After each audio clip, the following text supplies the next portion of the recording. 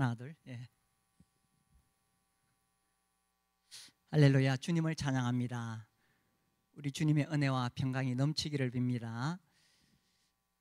오늘은 말씀이 나를 살린다라는 제목으로 하나님 말씀을 전하려고 합니다. 저의 간증이기도 합니다. 구약 시대에 이스라엘 백성이 이방 민족과 달랐던 것이 있죠. 무엇보다 그들에게 하나님의 율법이라 하면 하나님의 말씀이죠. 그래서 이방인들과 다르게 그들에게는 하나님의 말씀이 선물로 주어졌습니다. 그들이 그 말씀을 잘 붙잡고 지켰더라면 더 놀라운 복을 받을 수가 있었겠죠. 오늘날 우리 예수 믿는 사람이 세상 사람과 다른 것이 뭐냐? 죽어서는 천국 가는 것이지요. 그리고 이 땅에 살아가는 동안에는 우리에게 하나님의 말씀이 있다는 사실입니다. 이 하나님의 말씀이 나에게 생명을 주고 지혜와 능력이 됩니다. 제가 전도할 때, 복음을 전할 때 이런 이야기를 합니다. 이 우주 만물이 저절로 생겼을까요? 아니면 창조주가 만드셨을까요? 둘 중에 하나겠죠. 하나님께서 이 우주와 만물을 만드셨다면 그 하나님께서는 우리 사람들하고 소통하기를 원하실까요? 안 하실까요? 소통하기를 원하시겠죠. 우리 사람들은 다른 사람들과 이렇게 관계를 맺고 싶어 하잖아요. 이런 것을 볼 때에, 우리를 이렇게 만드신 것을 볼 때에 하나님도 우리와 관계를 맺으시고 소통하기를 원하신다는 것입니다. 그래서 우리에게 왜 우주 만물을 만드셨는지, 왜 또 나를 만드셨는지 말씀하고 싶어 하신다는 사실입니다. 우리가 아무리 연구하고 고민을 해도 우리 편에서 창조주 하나님께 갈 수는 없습니다. 하나님을 알 수가 없습니다. 오직 하나님 편에서 하나님이 어떤 분이신지를 우리에게 알려주셔야 우리가 하나님을 알 수 있습니다. 그것을 계시라고 말합니다. 그래서 하나님께서 우리에게 자신을 알려주신 계시가 두 가지가 있어요. 하나는 자연 계시입니다. 우리가 이 우주 만물을 볼 때에 이 광대한 우주, 그리고 정말 신비로운 자연 법칙, 이런 걸 볼 때에 이걸 만드신 하나님이 계시는구나.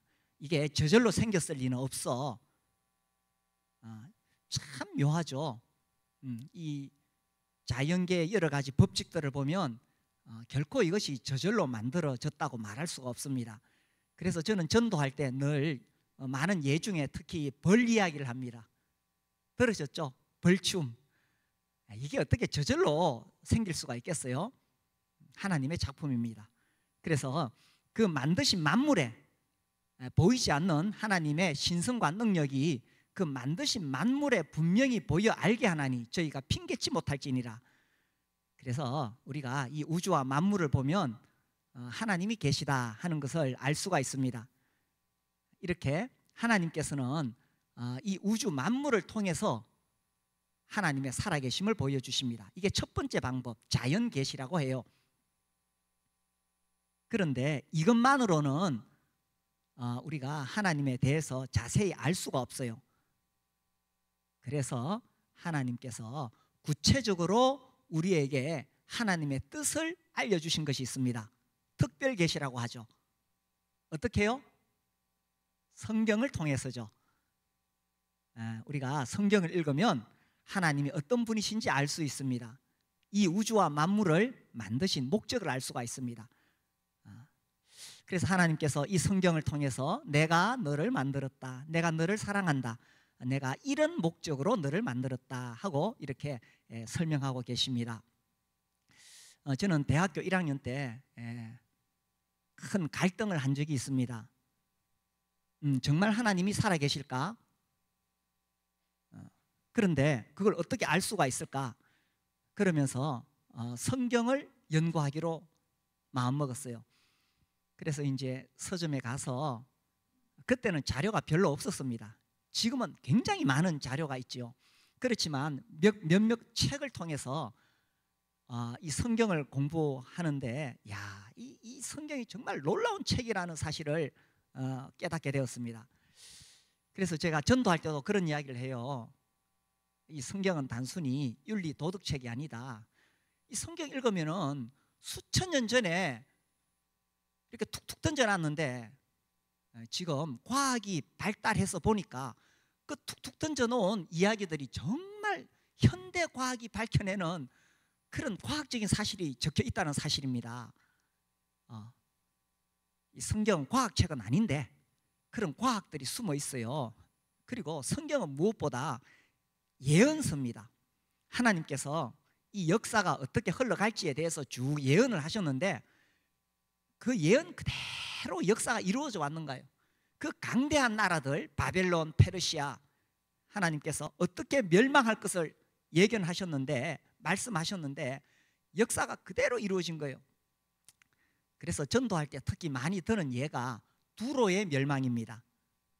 고대 페니키아 지역 그 정말 강력한 도시국가였죠. 그 나라가 번성하고 있을 때에 에스겔 26장에 보면 그거 망한다고, 어떻게 망하느냐 구체적으로 쭉 설명을 합니다. 그래서 수학자들이 그 중에서 7가지를 뽑아가지고 그것이 이루어질 확률 뭐 이런 거 연구하니까 4억 분의 1이다 이런 거 나옵니다. 그래서 하나님께서 예언하신 것들이 역사 속에서 그대로 이루어져요. 그러니 성경은 그냥 사람이 그냥 써놓은 책이 아니라 하나님께서 말씀하신 책이라는 것입니다. 그리고 고고학이 발전하면서 성경에 기록된 많은 사건들이 고고학적으로 다 입증되고 있지요. 그리고 무엇보다 성경이 하나님의 말씀이라는 사실은 성경을 읽고 변화된 수많은 사람들입니다. 그렇죠. 성경을 읽고 예수 그리스도를 만나고 변화된 수많은 사람들, 이런 것을 볼 때 성경이 하나님의 말씀이라는 거죠. 그래서 이런 것을 두고 외적 증거라고 말합니다. 과학적인 사실, 예언의 성취, 고고학적인 입증, 변화된 사람들 이런 것을 두고 성경의 외적 증거, 그 다음에 내적 증거가 있겠죠. 내적 증거는 내적 통일성이라고 말합니다. 이 성경이 40여 명에 의해 1600년 동안 기록되었는데 이 두꺼운 책이 일관성 있게 하나의 주제로 딱 집중됩니다. 그 하나의 주제가 뭐냐? 바로 우리를 구원하기 위해서 오신 하나님의 아들 예수 그리스도죠. 그래서 결국 우리의 가장 근본 문제는 내 영혼의 구원의 문제입니다. 이것을 해결할 수 있는 그 지혜가 여기 성경에 기록되어 있는 거죠. 그래서 예수님께서 말씀하셨어요. 요한복음 5장 39절, 너희가 성경에서 영생을 얻는 줄 생각하고 성경을 연구하거니와 이 성경이 곧 내게 대하여 증언하는 것이니라. 그렇죠. 이 성경은 구약과 신약 모두 다 예수님에 대한 이야기입니다. 결국 구원의 문제이니까요. 제가 지난주에 책을 읽다가 A.B. 심슨이라는 아주 훌륭한 주님의 종이 있는데 이분이 그 세운 선교협회에서 만든 신앙 선언문이 있어요. 거기 나오는 거를 제가 최초에 무오하게 주어진 구약과 신약은 하나님의 감동에 의해 축자적으로 기록되었으며 무오하다, 전혀 오류와 잘못이 없는 이 완전한 구약과 신약이죠. 이것은 하나님의 감동에 의해 축자적으로 글자 한자 한자까지 다 하나님의 감동으로 되었어요. 인간의 구원을 위한 그분의 뜻을 완전히 계시한다. 특별히 성경의 핵심은 결국 인간의 구원입니다. 이게 가장 중요한 거잖아요. 인간의 구원을 위한 그분의 뜻, 바로 예수 그리스도죠. 그리고 구약과 신약은 그리스도인의 신앙과 행위를 위해 하나님이 주신 유일한 규범이다. 그렇죠. 이 성경이야말로 우리의 삶의 유일한 규범이 됩니다. 그래서 제가 그렇게 이렇게 저렇게 성경을 읽고 대학교 1학년 때 공부하면서 이렇게 마지막 결론에 갈 무렵에 이 오늘 읽은 마태복음 5장 18절 말씀이 정말 막 강력하게 저에게 다가왔습니다. 오늘 본문 말씀 뭡니까? 예, 내가 진실로 너희에게 이르노니 천지가 없어지기 전에는 율법의 1.1획도 없어지지 아니하고 다 이루리라. 여기서 말하는 율법은 하나님의 말씀을 이야기합니다. 이 기록된 하나님의 말씀. 천지는 없어지겠으나, 그렇죠, 율법의 1.1획도 없어지지 아니합니다. 그래서 이제 히브리어의 이 점, 요드라고 합니다. 점, 획 이런 게 하나도 없어지지 아니하고 다 이루어요. 우리 지금 마태복음 공부하고 있잖아요. 지난 화요일에 23장, 24장 왕의 예언에 대해서 공부했습니다. 우리 주님께서 이 예루살렘 성전이 무너질 것을 제자들에게 예언하셨어요. 그때 이 24장 이 35절에 이런 말씀하십니다. 내가 진실로 너희에게 말하노니 35절 천지는 없어질지언정 내 말은 없어지지 아니하리라. 제가 청년 시절에 읽었던 개역 성경에는 이렇게 되어 있습니다. 천지는 없어지겠으나 내 말은 없어지지 아니하리라. 저는 그 말씀이 너무나 강력하게 저에게 영향을 미쳤습니다. 천지는 없어집니다. 하늘과 땅은 마지막 심판 때 불살라집니다. 그러나 하나님의 말씀은, 주님의 말씀은 없어지지 않습니다. 1.1획도 없어지지 아니하고 다 이루어집니다. 그래서 제가 이제 제 나름대로 1학년 때 막 고민하고 2학년이 올라가면서 저에게 결론이 내려졌습니다. 성경은 인간이 쓴 책이 아니야. 이건 하나님의 책이야. 이게 확신이 왔어요. 그러면서 사람으로서 가질 수 있는 여러 가지 고민과 문제들이 그냥 해결이 되는 거예요. 나는 누구인가? 하나님이 나를 만드셨지. 내가 누구야? 나는 어디서 와서 어디로 가는가? 하나님 나를 보내셨고 난 하나님께로 가는 거예요. 나를 만드신 목적은 무엇인가? 예수 그리스도를 통해서 새 생명 얻고 그의 나라와 그의 의를 구하도록 나를 만드셨다. 뭐 이런 것들이 쫙 정리가 되는 거예요. 이 우주는 어떻게 생겼으며 종말은 어떻게 되는가? 하나님께서 만드셨죠. 태초에 하나님이 천지를 창조하시니라. 그리고 하나님의 아들 예수 그리스도께서 다시 오심으로 인간의 역사는 끝이 납니다. 이게 그냥 확 이렇게 뚫어지는 거예요. 성경에 세세하게 답이 다 나오니까. 하나님께서 말씀하셨는데, 하나님 만드시고 하나님께서 말씀하셨는데.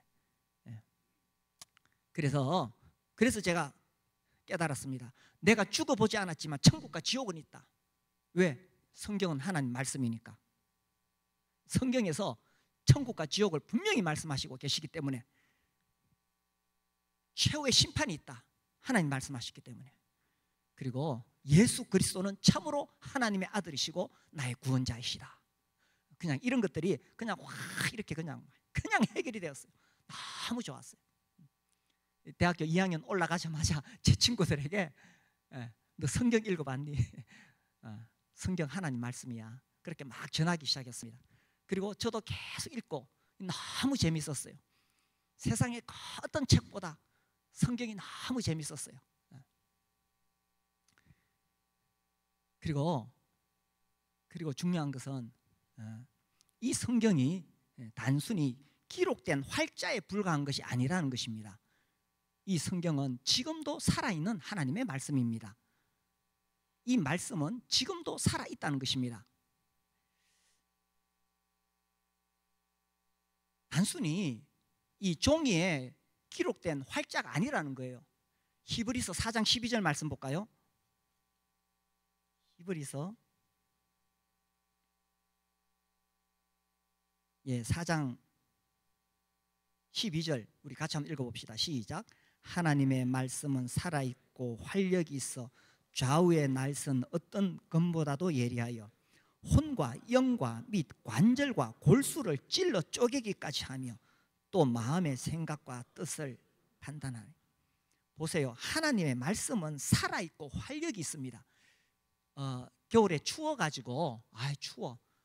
난로, 아주 이 난로 사진을 하나 잘 찍었어. 난로 사진 잘 찍고 그 앞에 가서 손을 이렇게 쬐면은 열기가 나옵니까?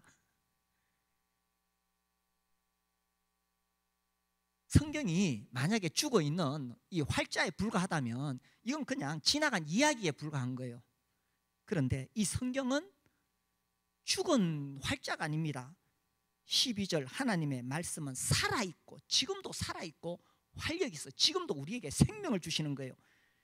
살아있어 좌우의 날선 어떤 검보다도 예리하여 우리의 혼과 영과 관절과 골수를 찔러 쪼개기까지 하며 내 마음의 생각과 뜻을 다 나타냅니다. 하나님 말씀은 지금도 살아있습니다. 하나님께서 말씀하실 때 빛이 있으라 하셨을 때에 빛이 있었습니다. 그게 살아있는 하나님 말씀이잖아요. 하나님께서 말씀으로 우주와 만물을 만드셨어요. 그런데 이 기록된 말씀이 지금도 여전히 그러한 능력을 가지고 있다는 사실입니다. 그래서 태초에 말씀이 계시니라. 이 말씀이 하나님과 함께 계셨으니 말씀이 곧 하나님이시라. 그래서 이 말씀과 하나님을 같은 동등한 권위에 두는데 그 말씀 기록된 성경도 또한 여전히 이 안에 있는 말씀이 하나님의 권위를 가지고 있다는 사실입니다. 제가 말을 흥분해서 자꾸 빨라지는데 다 이해하고 계시죠? 예. 자, 성경에 이런 표현이 나옵니다. 로마서 9장 17절을 봅시다. 로마서 9장 17절. 성경이 바로에게 이르시되 내가 이 일을 위하여 너를 세웠으니 곧 너로 말미암아 내 능력을 보이고 내 이름이 온 땅에 전파되게 하려 함이라 하셨으니. 제가 왜 이 구절을 찾았을까요? 자, 이 바로에게 누가 말씀하셨어요? 하나님 말씀하셨어요. 구약에 보면 바로에게 하나님 말씀하셨는데 여기서는 누가 말씀하셨다고 되어 있어요? 성경이 이르시되. 이런 표현이 갈라디아서에도 나와요. 그래서 이 성경은 그냥 그 기독교인들의 하나의 그냥 종교 경전이야, 이게 아니에요. 성경은 하나님의 말씀이 기록되었고 그 말씀은 하나님의 권위를 가지고 지금도 말씀하고 계신다는 사실입니다. 그래서요, 이 말씀이 우리를 살리는 거예요. 우리가 어떻게 구원받았습니까? 베드로전서 1장 23절 너희가 거듭난 것은 썩어질 씨로 된 것이 아니요 썩지 아니할 씨로 되었으니 뭡니까? 곧 살아있고 항상 있는 하나님의 말씀으로 되었느니라. 그렇죠? 우리가 어떻게 구원을 받았느냐, 교회 가니까 그 성경 공부해가지고 예수님이 내 죄를 위해 죽으셨다더라, 그거 믿으면 구원 받는다더라, 그러니 나도 믿었으니 구원 받았다. 그런 사람 대체로 가짜입니다. 구원은 어떻게 받느냐? 이 하나님 말씀이 나에게 들어와서 죽어있는 내 영혼을 살리는 역사가 일어나요. 살아있고 항상 있는, 살아있는 이 하나님 말씀이 정말 놀랍게 하나님 말씀이 살아서 내 영혼을 살려내는 거예요. 살아있고 활력 있는 하나님 말씀이 나를 거듭나게 하는 거예요. 그렇게 해서 구원받는 것입니다. 그렇죠. 저는 복음을 처음에 들었을 때 복음을 처음에 이해했고 제 기억으로 그때 구원을 받은 것 같아요. 그 뒤로 이제 성경을 공부하면서 점점 더 이 살아있는 말씀이 나의 것이 되었습니다. 복음을 제가 들어서 구원받은 다음에 또 다시 듣게 되었고 성경을 읽으면서 요한복음 1장 29절 보라 세상 죄를 지고 가는 하나님의 어린 양이로다. 그 말씀을 들었을 때 세상 죄를 지고 가실 때에 그 세상 죄 안에 내 죄가 포함되어 있다는 사실이 그냥 이렇게 예수님이 내 죄를 가져가셨구나. 요한복음 19장 30절 예수께서 신포도주를 받으신 후 이르시되 다 이루었다 하시고 머리를 숙이시고 영원히 돌아가시니라. 다 이뤘다의 뜻을 그때 배웠습니다. 테텔레스타이, 다 갚았다, 다 씻었다, 네 모든 죄를 다 갚아주셨다. 이걸 누가 말씀하셨어요? 이걸 뭐 교회 목사님 말씀하셨어요? 신학 박사님 말씀하셨어요? 그렇다면 우리는 의심할 수 있습니다. 근데 누가 말씀하셨어요? 예수 그리스도, 사람이 되셨던 하나님, 하나님이 선언하셨어요.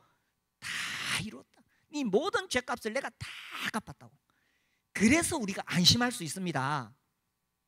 하나님 말씀인데 천지는 없어질지언정 내 말은 없어지지 아니하리라. 그 뒤로 저는 히브리서 10장 17절 말씀을 읽으면서 무릎을 쳤습니다. 히브리서 10장 17절. 그 앞에 보면은 이제 예수님의 십자가를 통해서 예수 그리스도의 몸을 단번에 들이심으로 말미암아 우리가 거룩함을 얻었다고 선언하신 다음에 10장 17절 우리 같이 읽어봅시다. 또 시작. 또 그들의 죄와 그들의 불법을 내가 다시. 누가 말씀하셨어요? 신학 박사님이 전해준 교리입니까? 누가 말씀하셨어요? 그들의 죄와 그들의 불법을. 내가가 누굽니까? 하나님 말씀하셨어요. 하나님이 선언하셨어요. 내가 다시 기억지 아니하리라. 하나님께서 말씀하셨기 때문에 천지는 없어질지언정 내 말은 없어지지 아니하리라. 그러므로 저는 하나님의 심판대 앞에 섰을 때에 조금도 두렵지 않고 부끄럽지 않고 당당할 수 있습니다.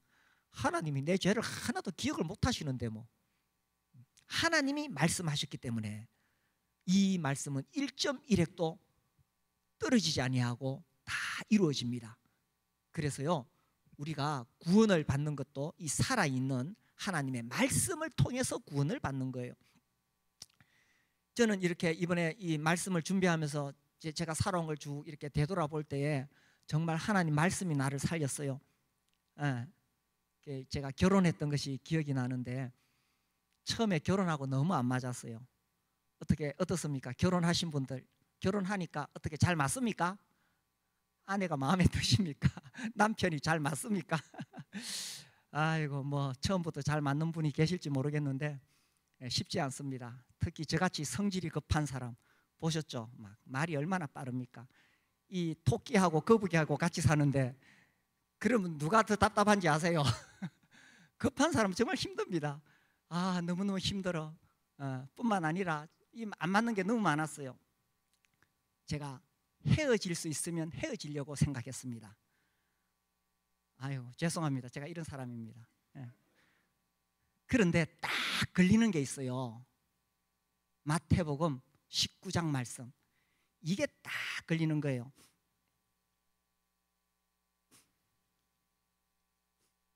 마태복음 19장. 여기 보면 주님이 이제 사람들에게 가르치시잖아요. 그래서 여기 19장 5절 말씀하시기를 그러므로 사람이 그 부모를 떠나서 아내에게 합하여 그 둘이 한 몸이 될지니라 하신 것을 읽지 못하였느냐. 6절 그런즉 이제 둘이 아니요 한 몸이니 그러므로 하나님이 짝지어 주신 것을 사람이 나누지 못할지니라. 하나님이 짝지어 주신 것을 하나님이 실수하셨으면은 이걸 거부할 수 있겠는데 하나님이 실수하지 않으시는 분이시잖아요. 그러니 그래, 하나님이 짝지어 주신 것을 사람이 나누지 못할지니라. 이 말씀에 딱 걸렸어요. 하나님 말씀하셨는데 그래서 참고 참았더니 지금 뒤돌아보면 이 말씀이 나를 속박한 것이 아니었어요. 이 말씀이 나를 살렸어요. 그래서 우리 가정이 살았어요. 우리 자녀들이 살았어요. 하나님 말씀은 우리를 속박하는 것이 아닙니다. 하나님 말씀은 우리를 살리는 거예요. 얼마 전에 이 서울에 있는 분한테 이렇게 제 아내가 전화를 받았는데 제가 그 이야기를 듣고 너무 슬펐어요. 이혼 이야기가 나왔어요. 아니, 그분은 정말 신앙생활 훌륭하게 잘하시고 모범적인 분이에요. 그런데 어떻게 그분 입에서 그런 말이 나왔을까? 제가 굉장히 슬펐어요. 성경을 모르는 사람도 아닌데 왜 이 하나님 말씀을 그렇게 쉽게 무시할까? 하나님이 말씀하셨는데. 하나님이 말씀하신 것은 우리를 속박하기 위함이 아닙니다. 우리를 살리기 위함입니다. 오늘날 세상은 정말 하나님 말씀으로부터 멀어져 있지요. 남자와 여자를 만드셨다는 것을 거부합니다. 젠더 이데올로기로 창세기를 계속 공격하고 있습니다. 오늘날 세상은 하나님 말씀을 무시합니다. 우리나라 간통제 폐지되었습니다. 그러나 십계명에는 분명하게 나옵니다. 간음하지 말지니라. 하나님 말씀을 무시하는 세상에 살아가고 있습니다. 그래서 우리가 오늘날 기준을 잃어버렸습니다. 우리 예수 믿는 사람들조차도 하나님 말씀을 경외하지 않습니다. 참 슬픈 일이지요. 하나님의 말씀을 우리가 경외해야 됩니다. 왜? 하나님이 말씀하셨으니까. 아주 오래전에 이런 이야기를 들었어요. 우리 한국에 아주 쓰임받은 훌륭한 주님의 종이신데 이분이 이제 연로하셔서 이제 마지막 노안으로 누워 계세요. 그래서 성도들이 문안을 하고 그랬습니다.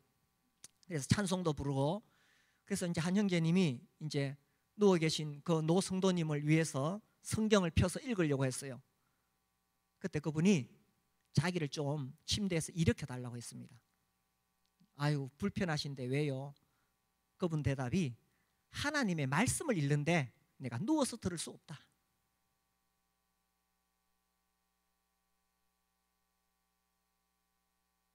하나님 말씀은 지금도 살아 있습니다. 하나님 말씀이 우리의 기준이 됩니다. 그리고 하나님 말씀이 나를 살립니다. 그래서 예수 안 믿는 사람과 예수 믿는 사람의 큰 차이가 뭡니까? 우리에게는 하나님의 말씀이 있습니다. 그래서요, 우리가 인생을 살아가면서 답답하고 어렵고 또 중요한 문제를 결정해야 될 때 하나님의 말씀에서 답을 찾아야 됩니다. 하나님께서 우리를 살리시려고 우리에게 이 하나님 말씀을 기록해 주셨어요. 여기서 답을 찾는 겁니다. 제가 청년 시절, 젊은 시절에 저에게 큰 위로와 의지가 되었던 말씀, 잠언 3장 말씀입니다.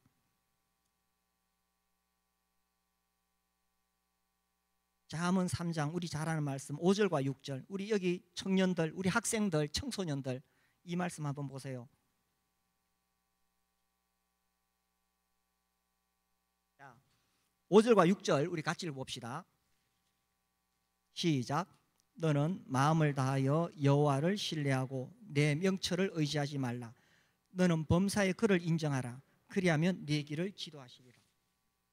누가 말씀하셨어요?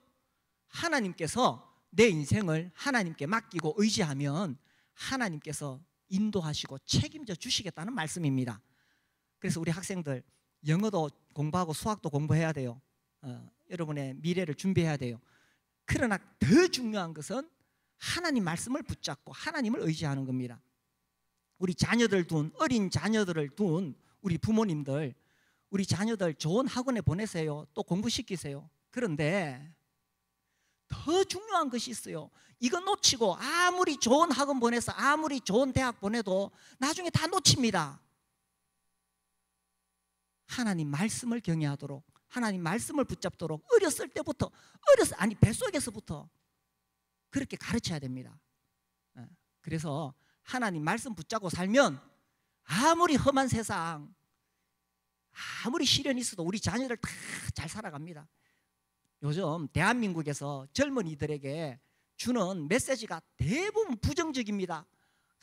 뭐 결혼하기 어렵고 뭐 취업하기 어렵고 계속 부정적인 이야기만 대한민국에서 계속 주고 있습니다. 그런데 조금도 흔들리지 마세요.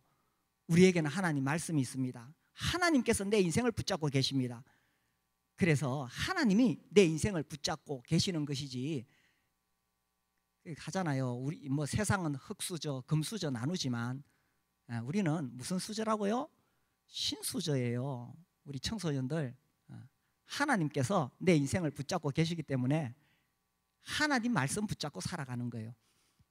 하나님 말씀하셨으니까.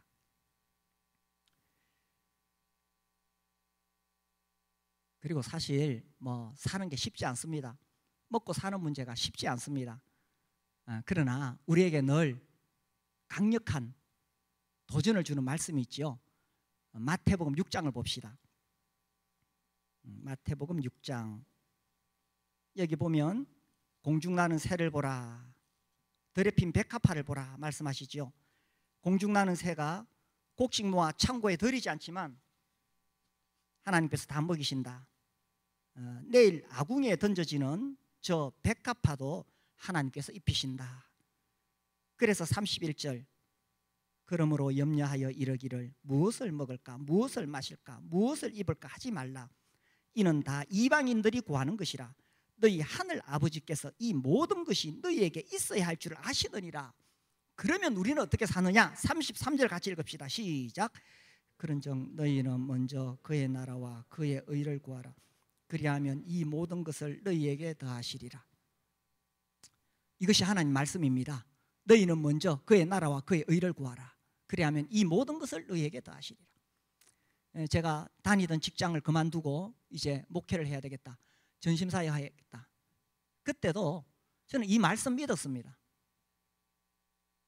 먼저 그의 나라와 그의 의를 구하면 하나님께서 이 모든 것을 더하실 것이라고 믿었습니다. 제 나이가 되면, 중년이 되면 다들 노후가 걱정되시죠?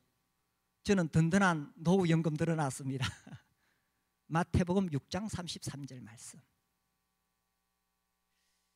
이거 생명의 삶 할 때 우리 다 합니다.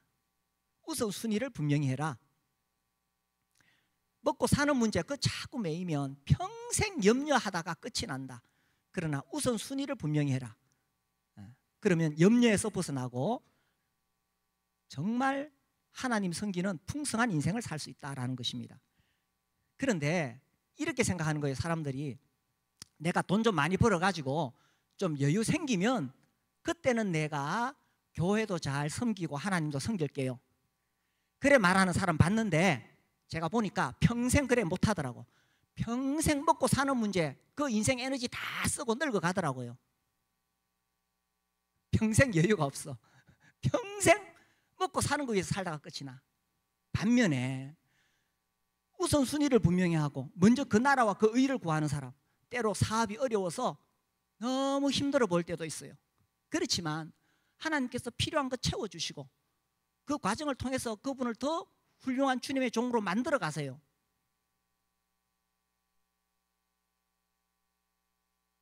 제가 이런 이야기를 듣고 슬펐어요.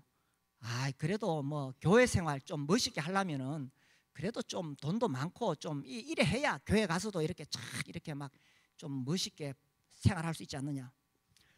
이 말씀과 완전히 위배되는 이야기입니다. 먼저 하나님 나라와 그 의를 구하라고 되어 있어요. 내가 무슨 여유가 있어서 넉넉해서 섬기는 거 아니에요.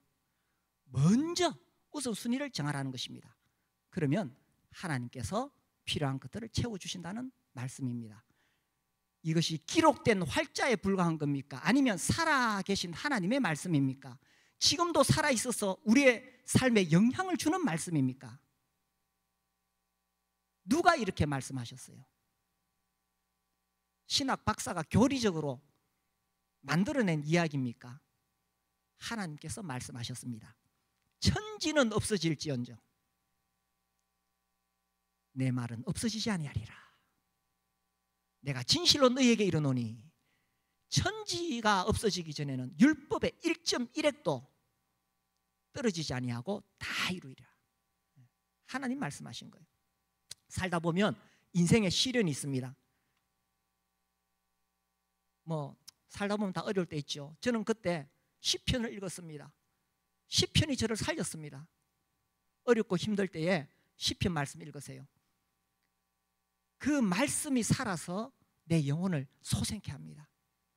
하나님이 나를 살려주시는 방법. 우리 시편 107편을 볼까요?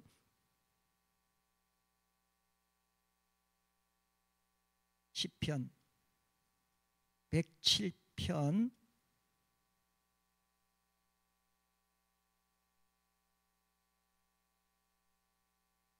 107편 19절, 19절, 20절. 19절 20절 같이 읽읍시다. 시작. 이에 그들이 그들의 고통 때문에 여호와께 부르짖으매 그가 그들의 고통에서 그들을 구원하시되 그가 그의 말씀을 보내어 그들을 고치시고 위험한 징에서 건지시는도다. 무엇을 보내주셨어요? 하늘에서 돈을 보내주셨어요? 아니면 이웃에 능력 있는 사람을 보내주셨어요?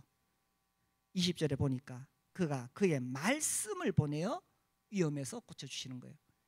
그래서 하나님 말씀이 우리의 능력이 됩니다.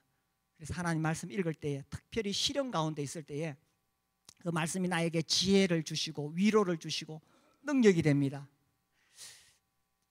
제가 평소에 모르다가 어렵고 힘들 때 성경을 읽으면서 이런 걸 느껴요.